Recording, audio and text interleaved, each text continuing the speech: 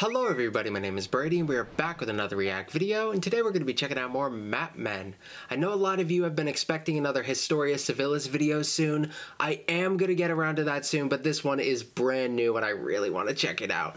How do you start a new country?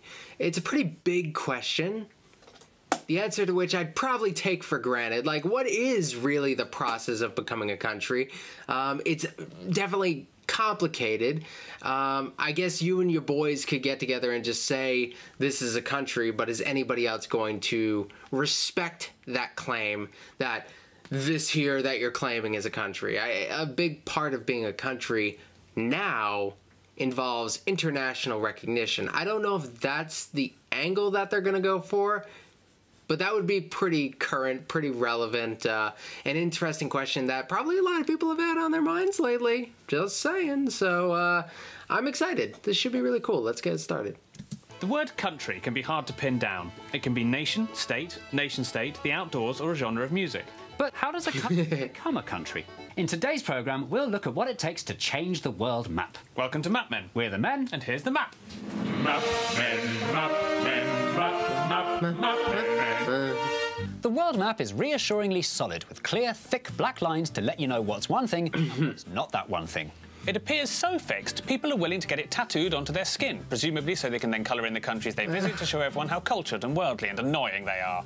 But of course, I mean, yeah, I've not seen it in tattoo form, but I've seen I've seen these little poster things where you get to like fill in the places that you've been to. So I've definitely seen that. It tends to come with a bit of a worldly, obnoxious hipster attitude. Not always, but yeah, I get it.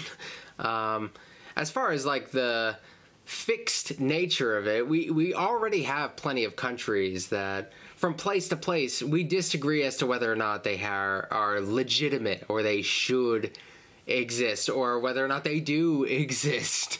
Well, I guess people aren't really denying that these places exist as places, but more like is this its separate entity? of course, the world map does change as new countries spring into existence. The most recent examples include Timor-Leste in 2002, Montenegro in 2006, and South Sudan in 2011. Ah, okay. The good news is, anybody can claim a country. All you have to do is say, this is mine. The bad news is, getting the rest of the world to agree with you is mega hard. We're going to have a look at what separates those who have been successful from those that have been not, or unsuccessful. And few people have been more not successful than Englishman Stuart Hill, who in February 2011 founded the country of Forvik. Stuart Hill's story begins during a failed attempt to circumnavigate Great Britain in a rowing boat with a windsail stuck in it. After extensive rescue call-outs, Stuart wound up in hospital in the Shetland Islands, from where he soon discovered the tiny uninhabited island of Forvik. Stuart liked Forvik so much, he set his sights on being the supreme ruler of it. After doing lots of careful reading into the history of the Shetland Islands, he summarised what he read into a dubious argument that they were technically still part of the Old Norse Empire, not Scotland, and therefore Forvik was free to claim.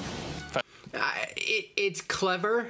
You're kind of reading between the lines a little bit there, but like just because you can find a technicality there doesn't mean that that's the understanding that everybody has. Like maybe, I don't know this specific case for this very obscure tiny little piece of land, but despite what's written there, that may not be how it is recognized. Even if on paper he is right, I don't know what sort of leverage he's gonna have here. He's just one dude. First Minister? Stuart Hill. Population? Stuart Hill. Name? Stuart Hill.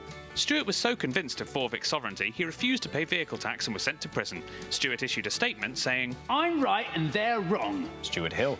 Although his country has a flag and a website, Forvik remains part of Scotland on all world maps. Except those drawn by Stuart. So how do you go about creating a new country that appears on everyone else's world maps? The thing you need to get most maps to give you a thick black outline is a seat at the United Nations, the international body that agrees international things. But how do you get that seat? Whose email address do you need? Should you sign? I know the right people. Faithfully, and will that make the difference? The UN have a strict set of requirements all applicants have to meet in order to be considered. The first of which is, do you have a historical connection to the land? is this where Stuart, an Englishman claiming part of Scotland, went wrong? What if Stuart's family had lived on Forvik for thousands of years? Is an ancestral link enough to convince the UN you're a country? Let's look at an example that answers that very...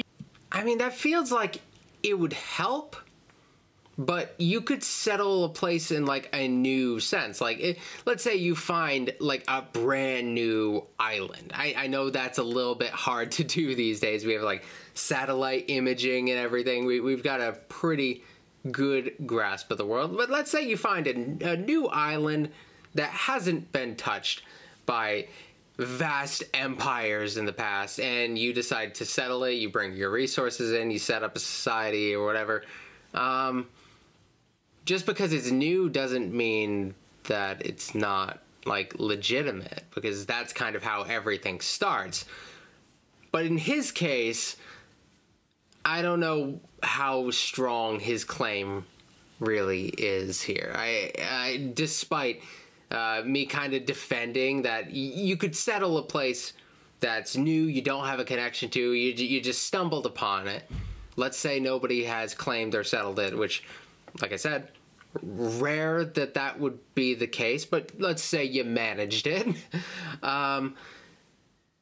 I still don't know if this would be internationally understood. I'm pretty sure Scotland is going to have a much better chance leveraging this. Even if the guy's right, and I'm actually willing to entertain that this guy on paper is absolutely right, even though he seems like kind of a nut. Question. The Black Hills of northern USA have been the ancestral lands of the Lakota Native Americans for centuries, and in 1868, the US government recognised this in a treaty that promised the land to the Lakota forever. But forever did not, turn out, until we find gold, which happened shortly after. The Lakota were offered compensation of $500 million for the stolen territory, but they've always refused the money, insisting their ancestral lands are not for sale. In 2007, the Lakota... That's kind of one of the things, like, there's if they accepted the money, it would kind of take away their room to actually object to what happened. That's why the concept of reparations, which is actually becoming more and more popular and more talked about recently than it has in, like, previous generations. Like, older generations have talked about reparations for slavery, but I always thought if you're gonna take reparations, make sure it's your last demand, because the second people actually make reparations happen, they're gonna use that against you and say, okay, you have no reason to complain about anything else that historically has impacted you due to slavery or whatever, because you have reparations. You've agreed that anything that came before didn't matter. And I think these groups are really wise not to take that, because it would be just kind of an excuse for the United States not to be accountable for its past going forward. of Dakota declared an independent nation of Lakota, breaking away from the United States, taking with them the giant faces of 4 American presidents in a mountain. With the legal treaty providing indisputable evidence that the Lakota technically owned the land, surely the UN would make good straight away and confirm a shiny new country. Unfortunately for them, their colonizer also happens to be the richest country in the world, with enormous influence on what does and doesn't get ratified. America looked at their proposal, thought very hard, and said no. And absolutely nobody was surprised. Hard evidence in the form of clear documentation wasn't enough to get independence. I mean, if you look at what we'd be losing, we wouldn't be losing the most. Like, there is a lot of land to be lost. It's not a highly populated area in general. Like, compared to a lot of the other places in the country, there's a lot of open space there. There's a lot of potential that's untapped. But in general, if we were to lose anywhere in the United States and something were to break off and become another country, that's not the worst concession to make, and I have nothing against that region. I just don't think the United States has invested heavily into it, so it wouldn't be as big of a loss to the nation as a whole. But consider this example from the other side of the planet, a claim to independence based on a lack of documentation. The Murrawari Aborigines have never accepted that their land officially belongs to Australia. Nobody ever signed a treaty with them, beat them in a war, or even so much as set foot in their territory when Australia was founded. In March 2013, the Murrawari wrote a letter to the Prime Minister of Australia and the Queen of England, head of state in Australia, long story, asking to see documents proving that Australia were their rightful owners. After 21 days, the Murrawari decided to interpret the ensuing silence as recognition. In March 2013, they formally declared the continuance of their statehood and asked the UN to recognise a new country twice the size of Denmark. But without any real geopolitical power behind them, the UN just loudly ignored their declaration, to this day leaving Australia in charge of collecting Murrawari bins. So sometimes... I did say earlier, it kind of matters who you know, and I said that kind of half joking, but like only half, because if this were perhaps flipped a little bit and these larger countries did recognize this, it would be pretty easy for these places to find recognition for their country. So, yeah. You need to do more than politely submit a proposal. The UN might also consider... Have you fought any lengthy or bloody civil wars? If you want to make the UN really sit up and pay attention, you need what's creepily referred to as a monopoly over violence, or total military control. This could be a surefire route to recognition. Examples include Bangladesh, Venezuela, the USA, Vietnam, Cambodia, Laos, India, Pakistan, Algeria, Latvia, Namibia and Portugal, to name but 12. A more recent and more ongoing example can be found in East Africa. When ex-British Somaliland got independence in the 60s, they joined with their ex-Italian neighbours to become one happy Horn of African country. Yeah, happy. Quickly became unhappiness under a brutal dictatorship. And, following a devastating civil war, Somaliland once again declared independence in 1991. Today, Somaliland have their own separate military, passports, even currency. Somaliland sent a request to the UN asking for their seal of approval, but despite fitting all the criteria for becoming a new country, the UN hasn't lifted a finger. It doesn't help that other African nations... I know I'm laughing and I probably shouldn't. It's more kind of just the ridiculous nature of it, rather than like there's no consistency actually in the rules here. There's like a separate set of rules for people who are able to enforce a degree of power from those who are on the smaller side and lack that leverage, which is absolutely tragic, but the presentation is so funny I can't help but chuckle. Refuse to acknowledge Somaliland's independence. Countries like Mali and Morocco, with separatist movements of their own, are terrified of an independence domino effect. So Somaliland remains in limbo as an autonomous region of Somalia. Despite its clearly enforced border, Google Maps doesn't even bother with a dotted line, let alone a solid one. Oh, really? Why is it so hard to get the attention of the UN? How come Somaliland didn't manage it, but South Sudan did? South Sudan successfully became the world's newest proper recognised by the UN country in July 2011. Exactly like Somaliland, they had a historical claim to their land, fought a civil war, and were just as politically obscure in the eyes of the world's richest countries. So what was that final missing piece that made the UN pay attention? Hello, I'm George Clooney, and South Sudan should be a new country. Is this real? That's why. That actually happened? Humanitarian George Clooney has been raising awareness about the plight of the Sudanese ever since the Darfur conflict in the mid-2000s. Nobody cares about Sudan. I said I'm George Clooney, and I can make people care about South Sudan because I say I care. I mean, because I do care. I'm not acting now, this is real. Damn it. Oh my god, you are George Clooney, winner of an Oscar for Best Supporting Actor. Sudan in 2, you say? Consider it done. I'm a hero! And there... So, like, I've heard the story of South Sudan told in a couple different versions. I never heard of any involvement from George Clooney. So, like, George Clooney, like, assuming, like, he actually had that level of impact there, which it seems that he did have despite them kind of, like, crapping on him a little bit, and probably rightfully so, self-righteous Hollywood types, it's hard to see them as anything but cynical. But let's say he let's not even question whether it was cynical or not. Let's just the based on the impact itself, George Clooney is going to be in like a ton of history books. He should, if that's the case. And just the concept of that is so freaking hilarious to me, because he's just like such a meme. Therein lies the lesson for Stuart Hill. What he should have done was get Reese Witherspoon to do a tweet about Forevik's cruel subjugation by the British, and he just might have got somewhere.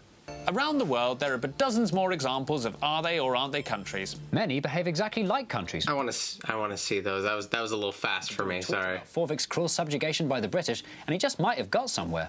Around the Transnistria, Catalonia. Okay. world, there are but Scotland. Okay. dozens more examples of are they or I know some of these.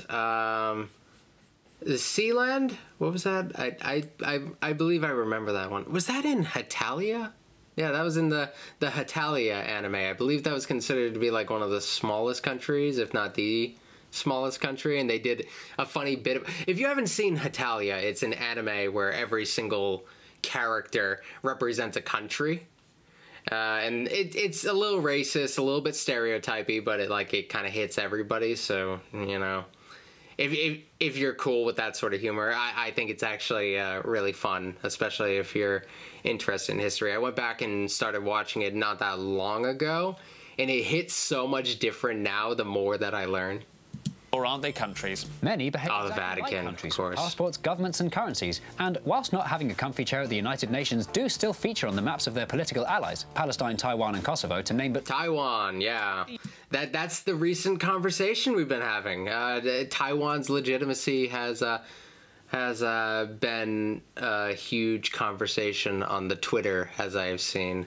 I noticed it more with like the John Cena thing, where he came out and accidentally or maybe purposely and didn't realize it was a problem, but he acknowledged that Taiwan was a country, and then China got really mad and he had to apologize for it.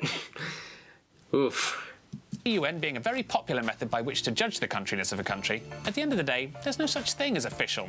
The world map looks different depending on which country you're looking at it in, and countryness will always be a grey. You got a VPN? Does that mean I can declare my half of the desk an independent country? Yes, but I'd only invade. And I deserve it. Probably. Tell me this is Hi. like a VPN. It's 2:04 in the afternoon, which means there's only 6 minutes until Countdown starts on Channel 4. I know. The thing is, Jay, I know how much you love Countdown and how important it is to you that we both watch it every single day. and compare our scores afterwards. And compare our scores afterwards, of course. And I love that, I do. But today, I can't. Why? I'm in Hawaii. What? Hawaii. And very sadly, that means I can't watch Countdown with you. I don't understand. Well, you can't watch Channel 4 outside the UK, so I'll have to pass and just enjoy the sun. But you can just use Surfshark. What? Oh, okay. It's a VPN, an app and browser. I love their ads, personally. I thought they were doing the bit like he got the VPN and he was doing it from somewhere in like Hawaii. But no, we're not doing that. It's the other way around. He's supposed to actually be in extension Hawaii. that lets you virtually place your phone, laptop, tablet or TV in any country. With Surfshark, no matter where you go in the world, you can take the internet from home with you.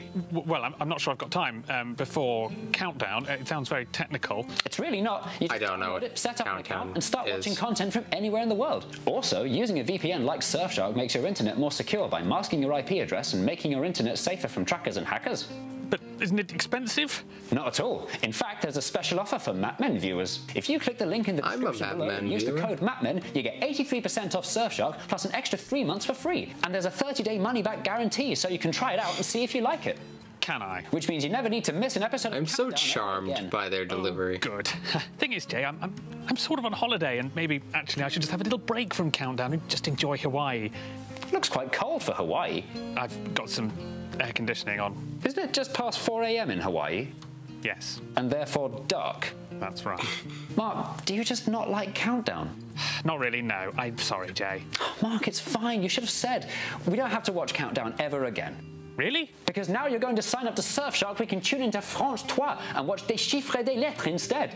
The number, the letters. It's exactly what it sounds like. No, mon Dieu! Oh, jeez. Okay. I'm sorry. I sat through the entire ad.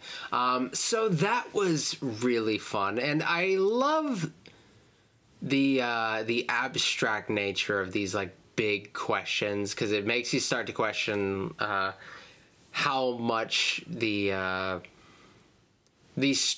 structure of political geography and everything is kind of just stuff that we made up. And just because we made it up doesn't mean it's not real and doesn't have real world impact or whatever, but it's kind of fun to see how arbitrary and generally silly our international structures are. It's kind of funny, kind of tragic, depending on the situation. That's life, kind of funny, kind of tragic, I don't know. So, but I really, really like this one. So I'll be back real soon with that Historia Civilis video that you guys wanted me to check out. I'm so close to wrapping up the Alexander the Great stuff, and pretty soon I'll be able to wrap up the Greek playlist, or the History of Greece. I think that's what it is.